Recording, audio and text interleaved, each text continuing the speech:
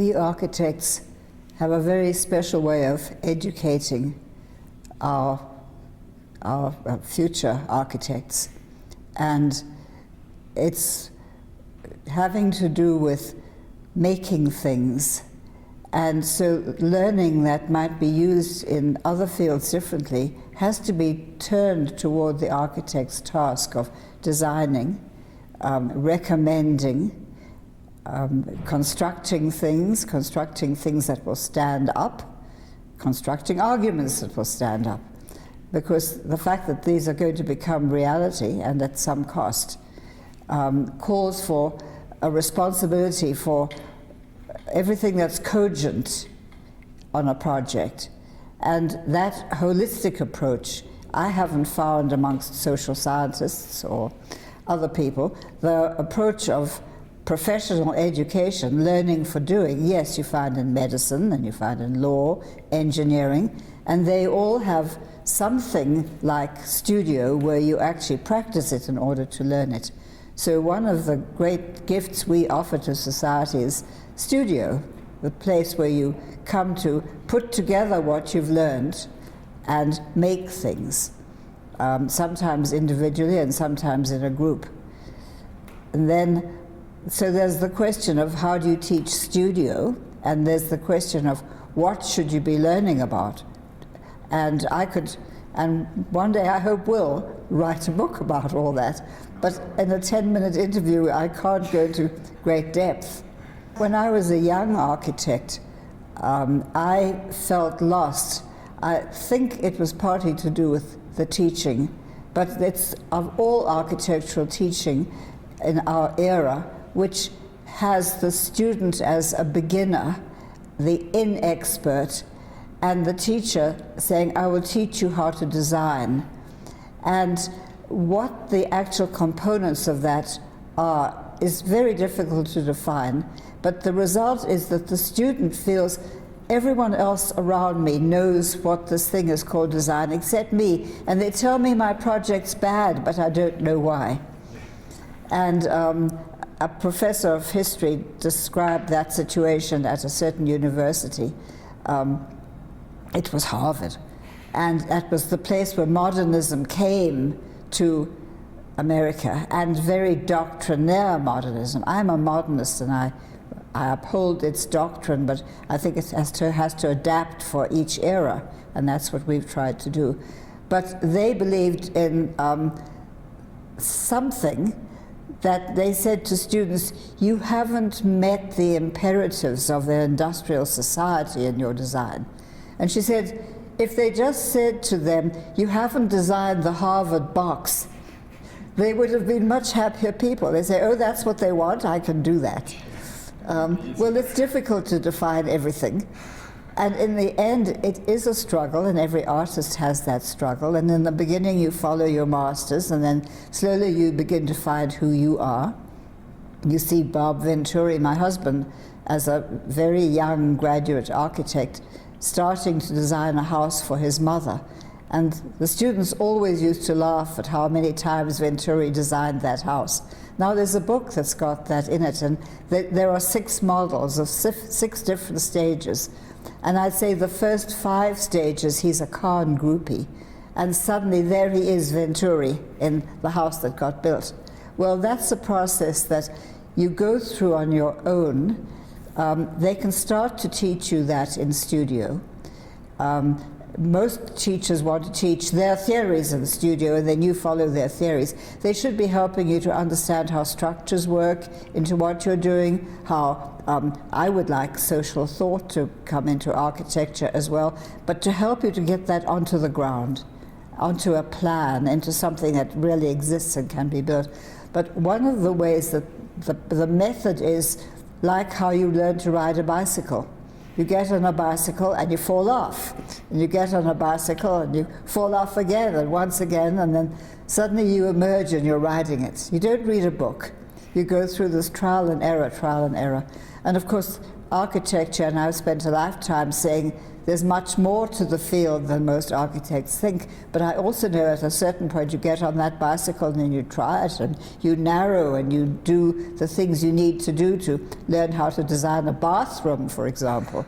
Well, I taught a course that was to link the two, and there was the theory that the professor was giving, and it was Bob in one place, it was a series of people in another, and then there was the problems in studio, a sequence of problems, and my job was to devise a series of little research projects and really drawing exercises, because these were sophisticated graduate students, but they'd never learned to draw. So the idea was, if you were doing a school, I had to send you to historical ideas and to Bob's lecture on circulation, and to think about how you relate the repeated elements of classrooms to the circulation elements, which began to become streets as far as I was concerned as an urbanist. And I'd send them to the work of Van Eyck, and I'd send them to plans of Venice, and the same things I recommend to Bob sometimes when we're trying to design. I say, we have to design this thing. Let's look at the plan of Lancaster, Pennsylvania. I remember how it handled it, and sure enough, the aisles in this church can do the same thing. And so getting them to build up a set of images, but then there's also the point where you stop everything, and then you do have that white page. Sometimes it better be a yellow page, white is too frightening, but you do have to start. And it's all in your mind, but you've got really, thank God, strong functional problems. And you cling like crazy to the functional problems until you begin to find your way in the thing. And often Bob says, I'm learning about this building, which means he's trying this and that and the other, till he really begins to know how these elements should come together that have been in his head. And he'll use metaphor. Sometimes he'll say, I think this should be like an Edwardian lady's hat. How can a building be like a hat? It doesn't matter. If it gives him a good idea, the idea must be judged, not the hat. So these are all the things I will talk to students about. Because Well, the argument is the way I get to the form. So I can't say that it's super important to me. And it's the way my mind works. And I think there'll be some architects whose minds don't, and mine is a very good way for me and for many architects. And there are some who just will do it another way. And then in each case you judge the result. But to have no full mind of anything at all, I think it means that, and it's also dangerous to be able to draw very, very well, because they say in English you fudge it. You make something that's drawn that's very, very pretty, but in fact it doesn't work, and you can't really even tell quite what it is you drew, but it does look very nice.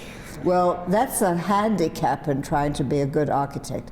So I think the question is, if a person doesn't have any history in them, doesn't have cultural preparation, then it may be they won't be able to change when they need to change, alter not because of style but because of reality, find new ways to do things, and they may get stuck and produce the same building over and over.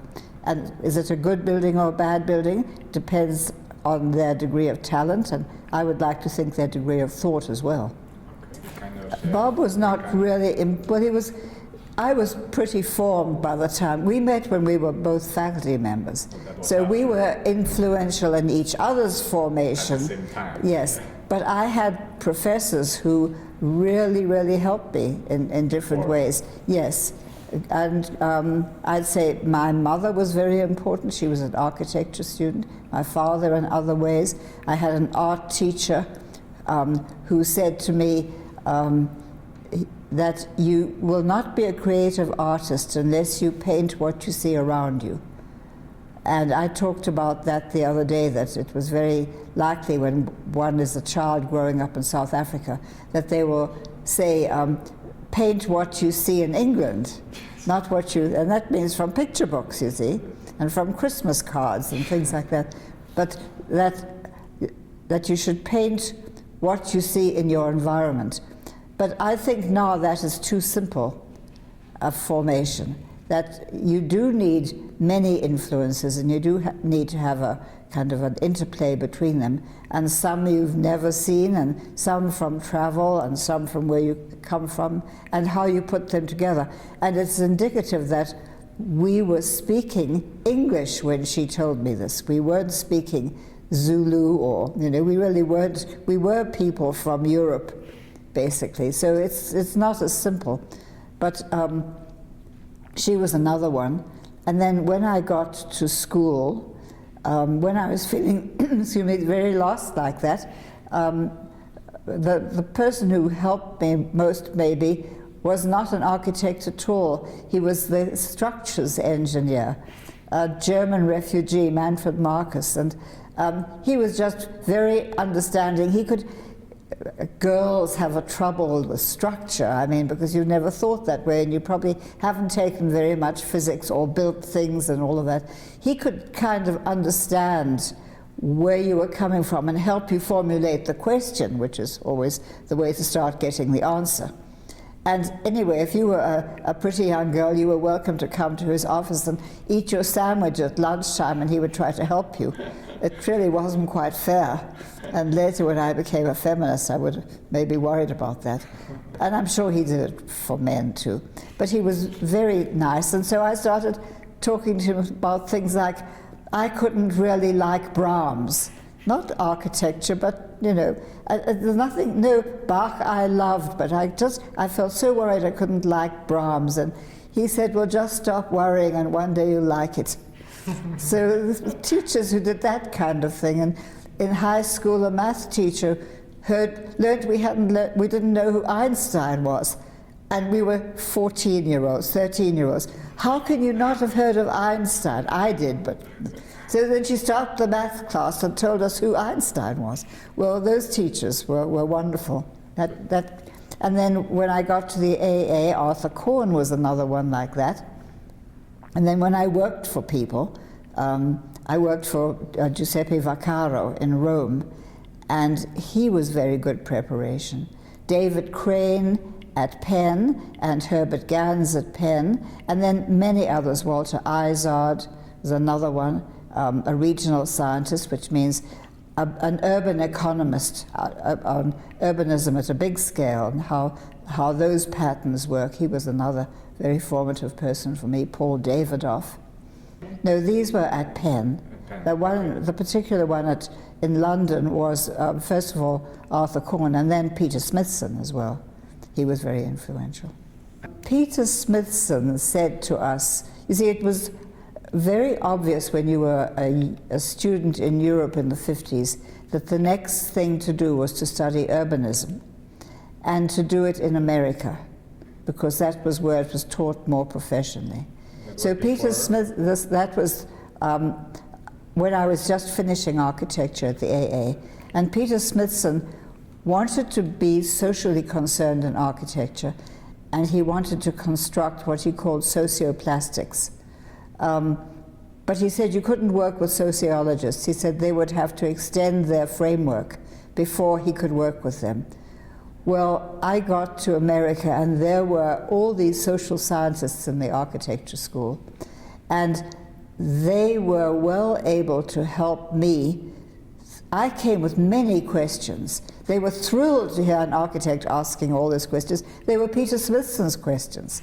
And then they had ways of helping you to understand, but it's still very difficult.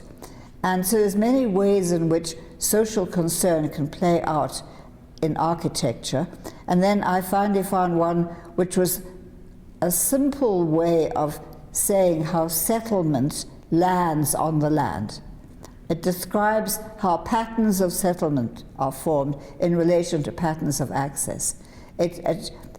From sociology, you need to learn about values. From politics, you need to learn about political adjudication and where people fit into that. There's many things you have to learn from the social sciences, but the one that most helps you put it all down on the ground is probably land economics. In London, I was doing everything that there was in London to do, and still working full-time at the AA. So I was going to art galleries and looking at foreign movies and going to the West End as much as reading. But I began reading the Smithsons there, and also Summerson, John Summerson rather, and I took his course twice at the AA. He's another very influential person. And I began reading about mannerists as well. So when Bob and I met, we shared all that. First of all, I spoke more Italian than he did, although he's Italian-American.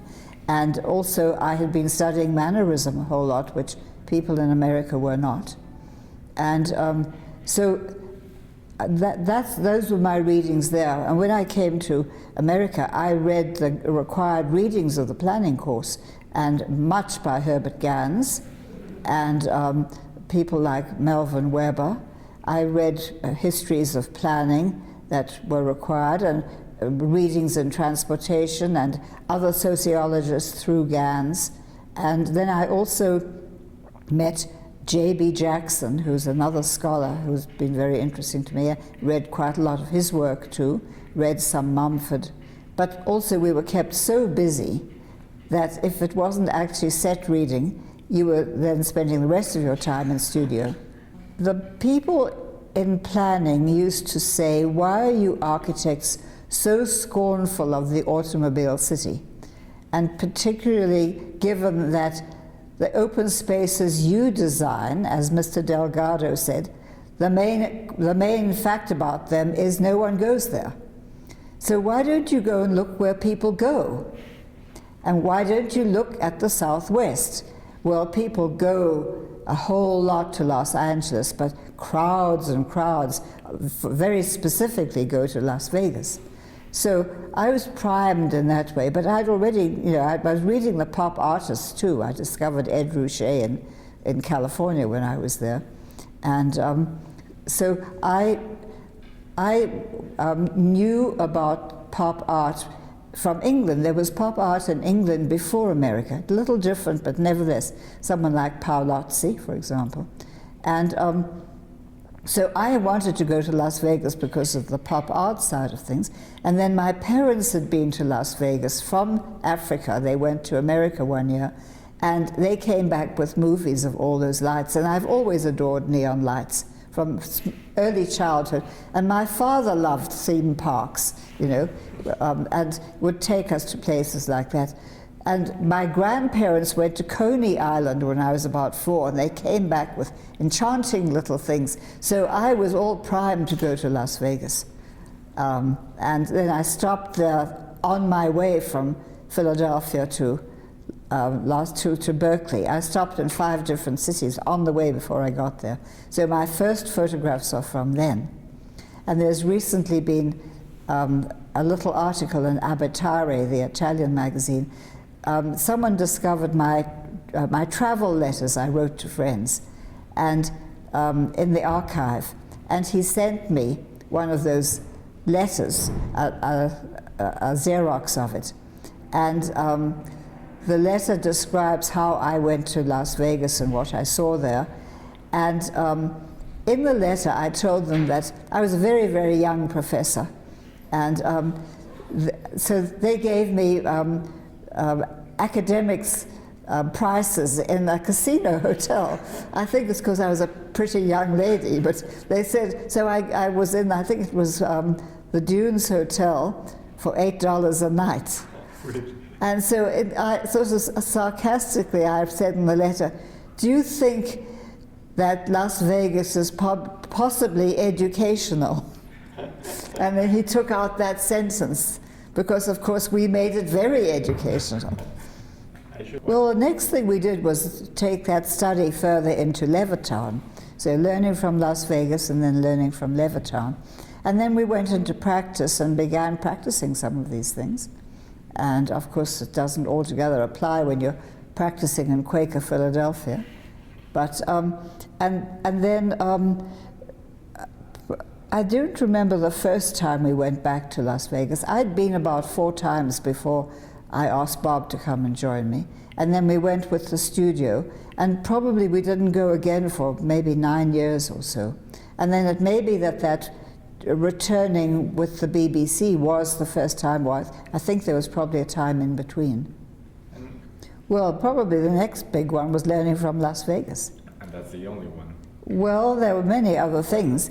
For example, we found the writings of Charles Moore, not his architecture, we and he are not the same, but his writing about you have to pay for the public sphere was very pertinent to us. Writing by Alan Cahoon saying that there is symbolism in architecture, whether modernists wanted to think so or not, those were influential. And then there were certain people who were writing about meaning in architecture, like George Baird, and people like that. But we were also reading What's American About America, a man called Cohenhoven was writing like that. And J.B. Jackson wrote these fascinating essays too.